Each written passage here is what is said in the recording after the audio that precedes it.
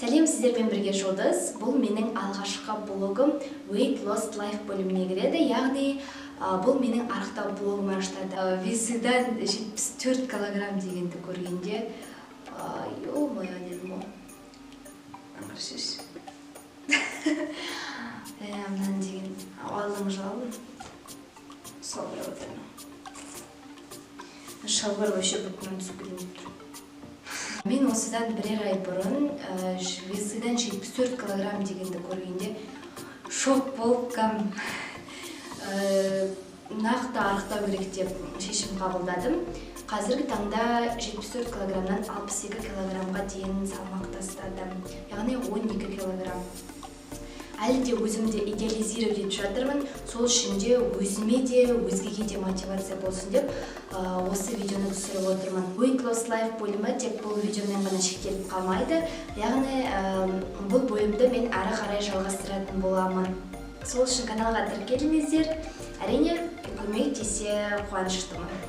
Арықтағысы келіп жүрген адамдардың барлығы арықтаудың жолдарын да біледі, тек қана жасамайды. Себебі өзімде де сондай болған, сол себепті білемін, просто бұл еріншектік.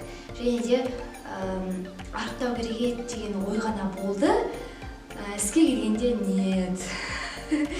Тамақтану уақытын сақтау және аз мөлшерде тамақтану ең бастысы. Жұмсайтын калорияңыз жейтін калорияңыздан көп болуы керек. Суды көп ішіңіз, бірақ суды көп ішу беталды ши беру деген сөз емес. Әрбір адамның салмағына сай мөлшері болады. Мен міне осы приложениені қолданамын. Play Market'те осындай приложениелер болуы керек. Мына жерде мысалы уведомление келіп тұратын уақыты да жазылған барлығы.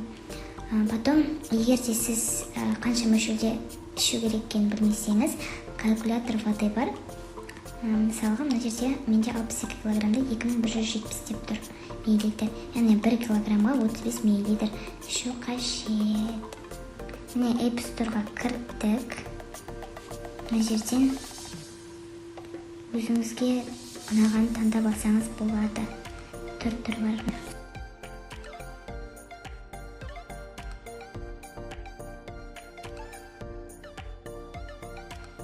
Азды көп ұйықтамаңыз. 7-9 сағат ересек адамдар үшін жеткілікті. Ешқашан теледидар, компьютер және телефонды ұстап отырып тамақтанбаңыз.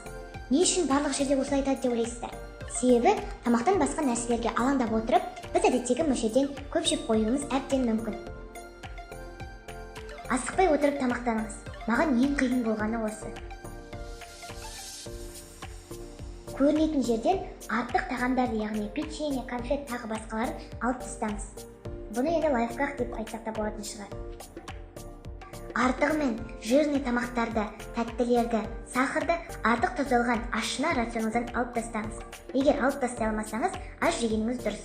Өзіңіздің денсаулығыңыз үшін де, денеңіз үшін де өте зиян. Неге ұннан жасалған өнімдерді айтпады деп ойлайтын шығарсыздар? Оның да әрине анықтауға кедергісі бар, бірақ таңғы асқа 1-2 тілім нан жесеңіз болады. Тек ұннан жасалған өнімдерді қолдану кезінде шегін білсеңіз болды. Аптасына 1 рет өзіңізді еркелетіңіз. Фастфуд өнімдерін жесеңіз болады. Бірақ тек бір мезгілде ғана, күндіз немесе кеште. Және де мен күнделікті 10 000 шаг жасаймын, одан кем емес. Себебі ол да арықтауға өте көп септігін тигізеді. Денсаулығыңызға да өте пайдалы. Мына тұрған Efit деген браслет бар менде. Жаттығу жасасаңыз тіптен жақсы, себебі денеңіздің терілері арықтағанда салбырап кетпеуі үшін көп көмегін тигізеді. Міне мына канал маған қатты ұнайтын фитнес канал, Pop Sugar Fitness деп аталады. Бұл жерде көп деген жарты сағаттық жаттығулар, 1 сағаттық жаттығулар, 15 минуттық жаттығулар, әртүрлі түрлері бар. Мен қазіргі таңда осы каналмен бірге, видеолармен бірге қосылып жаттығамын.